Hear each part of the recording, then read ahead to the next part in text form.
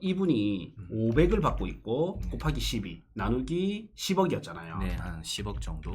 그러니까 6%가 6% 정도. 나오는데 그러면 똑같은 6%를 맞춘다 하더라고요. 음. 또 만약에 이 월세가 나중에는 400으로 떨어져요. 네, 그렇죠. 그러면 곱하기 12 나누기 0.06 하면 8억으로 네. 자산 가치가 떨어질 수도 떨어집니다. 있어요. 예. 월세가 만약에 떨어진다면. 월세가 안 떨어진다면 이게 보존이 되고요. 그렇죠. 그래서 이거를 확인을 해봐야 되는데 어떻게 확인해봐야 되냐면 그런데 그 6개월이 지나자 갑자기 사업이 힘들어졌다 하고 이분은 나가버리신 겁니다. 네. 2,500도 내지 않고 보증금에서 점점 깎이면서 나가면서 이제 공실이 돼버리니까 다음 세입자를 받을 수가 없다는 거죠. 네.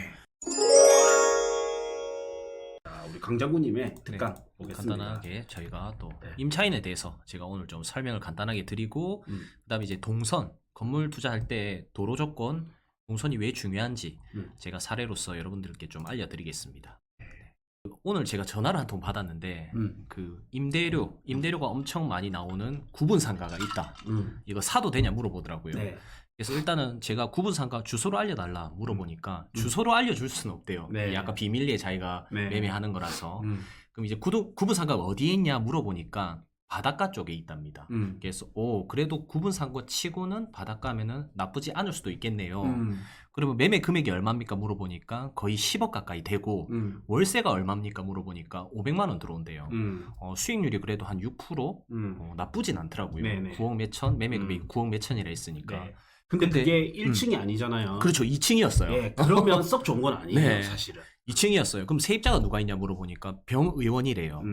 그래서 세입자가 나가면은 그게 다시 그 임대료가 맞춰질 수 있을지 네. 그걸 일단 좀 체크를 해보셔야 되고 주소가 없이는 좀 상담하기가 어렵다 이렇게 말씀을 드렸는데 사실 구분상가가 무조건 안 좋은 건 아니지만은 또 좋은 것만은 아니거든요. 네.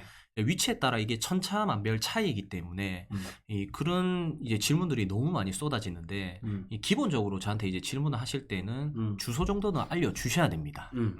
그리고 하나 뭐가 있냐면요. 이 지금 병원이 있는데 네. 이 병원이 있다 보니까 이 병원이 우량 임차인일 수도 있어요. 그래서 시세 대비는 월세를 잘 내고 있는 걸 수도 있고요. 맞습니다. 예. 향후에는 월세 시세가 요즘 자영업 경기가 안 좋다 보니까 떨어지는 경우도 있어요. 만약에 이분이 500을 받고 있고 곱하기 12 나누기 10억이었잖아요. 네, 한 10억 정도. 그러니까 6%가 6% 정도. 나오는데 그러면 똑같은 6%를 맞춘다 하더라고요. 또 만약에 이 월세가 나중에는 400으로 떨어져요. 네, 그렇죠. 그러면 곱하기 12 나누기 0.06 하면 8억으로 네. 자산 가치가 떨어질 수도 떨어집니다. 있어요. 예. 월세가 만약에 떨어진다면. 월세가 안 떨어진다면 이게 보존이 되고요. 그렇죠. 그래서 이거를 확인을 해봐야 되는데 어떻게 확인해봐야 되냐면 내 건물, 그러니까 내가 살려고 하는 건물의 수익률이 6%대는 좋은 그 수익률인지, 그러니까 옆에는 5%대 수익률이 나오는데도 팔렸어. 네. 근데 6%가 나온다면 좋은 거고, 만약에 옆에 건물이 7%대 수익률이 나오는데 이게 6%라면 수익률이 좋은 게 아니죠. 맞습니다. 네. 그 다음 하나 더 뭐가 있냐면 이게 평당가를 계산해가지고요. 평당 임대료를 계산해야 됩니다. 그래서 내가 받는 월세가 500만 원이 옆에 평당가랑 비싸지 않은지, 그러니까 이 임차인이 나가도 비교해봐야죠. 예, 새로운 임차인이 들어와도 여전히 500을 받을 수 있는지 비교를 해봐야 됩니다. 그렇습니다. 근데 사람들 그렇게 비교 잘 안 하시거든요. 안 하죠. 네, 열에 8, 9은 잘 안 해요.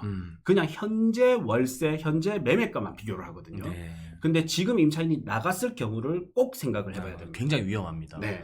그래서 이제 사례 하나 들고 온 게 비슷한 사례예요. 이게 이제 뭐 아시는 대표님께서 2019년에 여기가 이제 하포구 동성동이라는 곳입니다. 지역은 마산에서 뭐 나쁘진 않아요. 네. 여기가요. 상권도 밀집되어 있고. 네. 그러니까 이렇게 한국투자증권이라는 임차인이 들어왔겠죠. 네.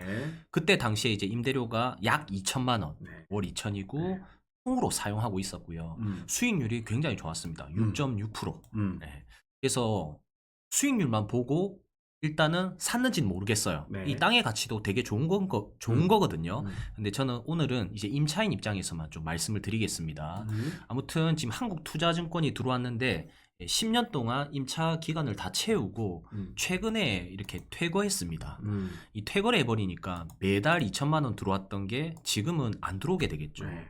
이게 2년이면은 사실 돈이 좀 되거든요. 예. 한 4, 5천만 원 정도 못 받게 되는 입장이 되는데 반대로 못 받는 것뿐만 아니라 내가 대출 이자를 내야 되니까 손해가 심각할 수도 있단 네. 말이에요. 그래서 저는 개인적으로 안 좋은 임차인은 이런 통으로 들어오는 임차인들이 되게 안 좋다고 생각합니다. 네.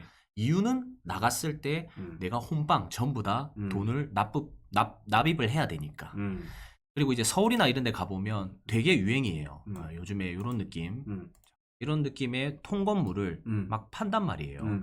디벨롭 한다 해서 네. 구석에 있는 땅을 사서 건물을 지어서 수익률을 최대한 높게 맞추고 매도를 하는데 이 수익률에 대해서 속으시면 안 됩니다. 네. 왜냐면 수익률 같은 경우에는 높게 일단 세팅을 하고 매각이 끝나잖아요.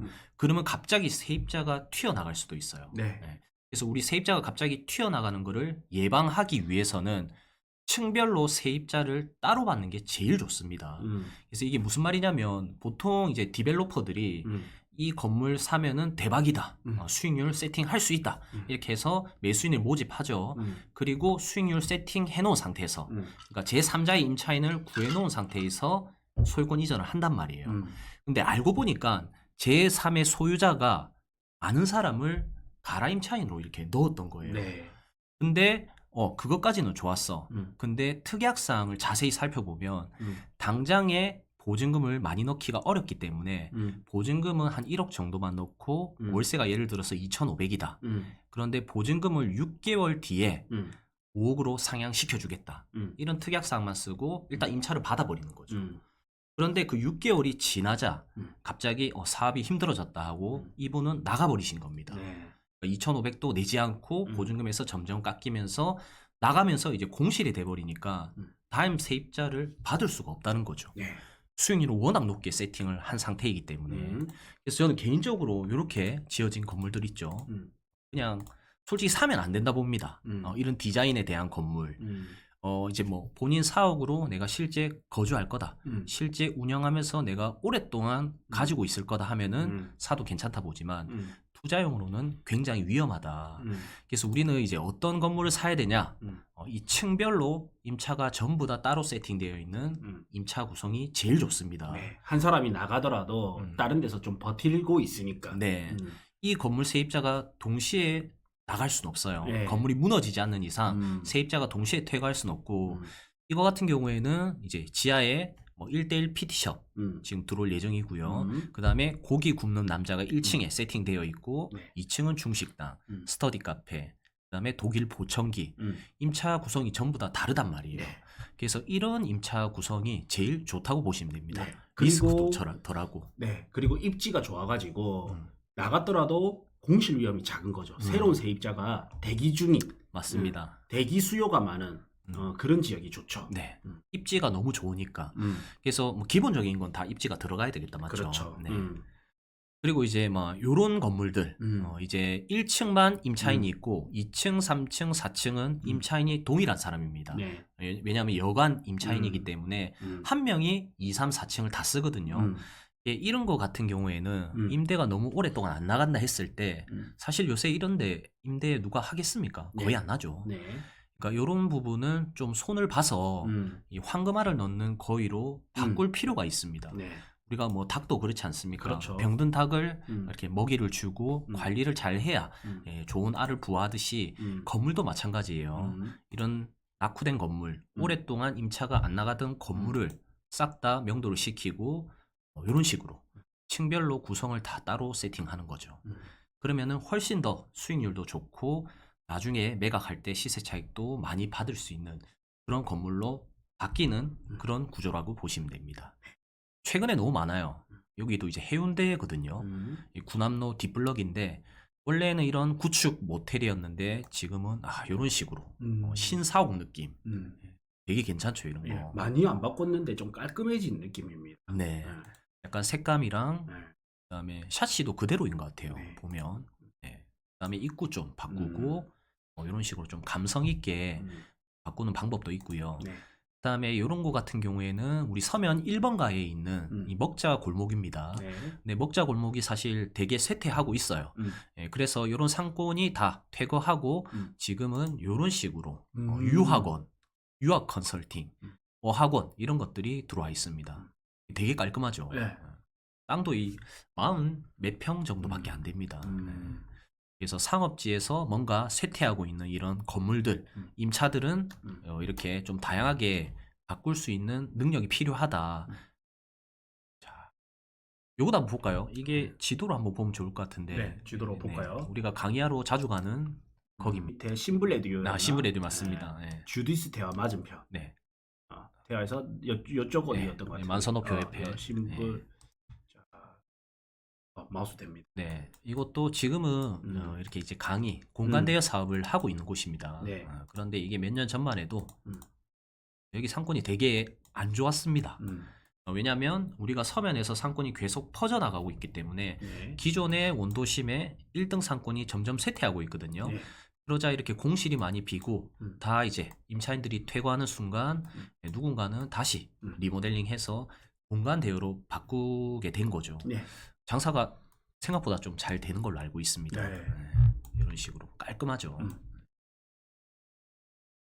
저희도 많이 빌려서 하죠. 네. 여기서. 네.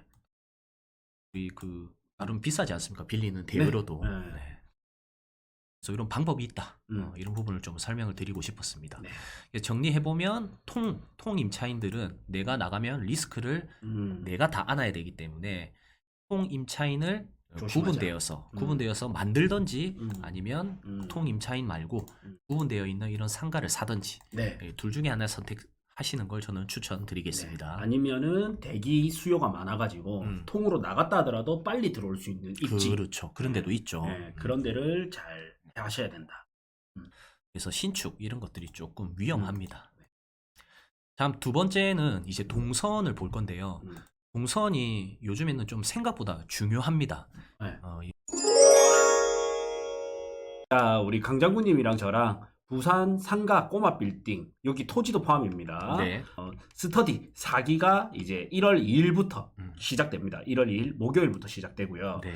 자, 여기 5주 과정이고 네. 이 5주 동안 자, 커리큘럼 1주차 때는 상가 투자 필수 이론 이거는 이제 제가 이제 강의를 해드리는 거고 네. 2주차 때는 부산의 토지 꼬마 빌딩 투자 유망 지역은 이제 강장군님 강의가 있습니다. 네. 그리고 3주차 때는 팀별로 해서 부동산을 방문을 해가지고요. 실제 현장에 우리가 부동산을 어떻게 방문해야 되는지 그리고 방문한 후에는 우리가 어떻게 물건을 분석할 수 있는지 이 3, 4주차를 통해서 다 배울 겁니다. 네. 이게 여러 명이 가기 때문에 진짜 부산의 투자 유망 지역의 좋은 물건들을 동시간대에 한 방에 쫙 볼 수가 있어요. 맞습니다. 네, 거기서 끝나는 게 아니라 이제 5주차 때는 저랑 강장군님이 같이 투자하기 좋은 물건을 추천 물건을 네. 알려드릴 거예요. 네. 그래서 요 3, 4, 5주 차에 딱 다 수업하고 나면 1, 2주차 때는 완전 이론 그 다음 3, 4주차 때는 실전에 필요한 부분들이 네. 채워지는 거죠. 네. 그래서 여기서 이제 나아가서 실전 투자까지 이제 가능하도록 스터디에서 투자까지 가능하도록 커리큘럼이 되어 있고요. 딱 이제 한 달 정도 5주만 딱 시간 빼시면 돼요. 네. 강장군님하고 저하고 이제 우리 스텝 고블리님하고 같이 이제 진행을 할 예정이고 가격이 매우 쌉니다. 네. 25만 원. 4분의 1 가격입니다. 예. 다른 데 스터디 대비. 네. 그래서 지금 이제 우리가 아직까지 이번까지는 가격을 안 올렸는데 지금 저렴할 때 많이 참여해 보십시오. 네. 예, 링크 클릭하면 됩니다. 1대1로 부동산 투자 코칭을 받고 싶으시다. 어떻게 진행을 하냐면요. 이것도 엄청 저렴해요. 1차 이제 전화 상담을 해서 어떤 물건을 찾고 어떤 상황인지를 알아야 되겠죠. 그렇죠. 그 다음 이제 대면 상담을 하고요. 그 다음 3차에는 어떤 이제 맞춤 물건을 제공을 해드립니다. 네. 그 다음에 4차에서는 현장 답사 같이 동행도 해드리고, 네. 그 다음에 이제 대출 상담도 도와드리고요. 그다음 대출이 어디가 나는 한도가 높은 게 좋아, 나는 금리가 낮은 게 좋아, 네. 나는 적절하게 반반 섞인 게 좋아, 이런 게 있을 거 아니에요. 네, 맞습니다. 그 다음 이제 법무사 소개도 좋은 법무사, 법무비를 아낄 수 있도록 소개도 해드리고요. 그 다음에 이제 건물 리모델링이라든지 신축, 철거 이런 과정, 개발 과정을 싹 도와드립니다. 네. 그리고 마지막에는 이제 임차 지원까지 해드려서 임대 맞추는 것까지. 그리고 사실 여기 남았지만 매도까지도 네. 저희가 계속적으로 도와드립니다. 네. 이게 다른 데 대비는 엄청 저렴하게 이제 지금은 199만 원에 이렇게 맞습니다. 진행이 되고 있습니다. 네.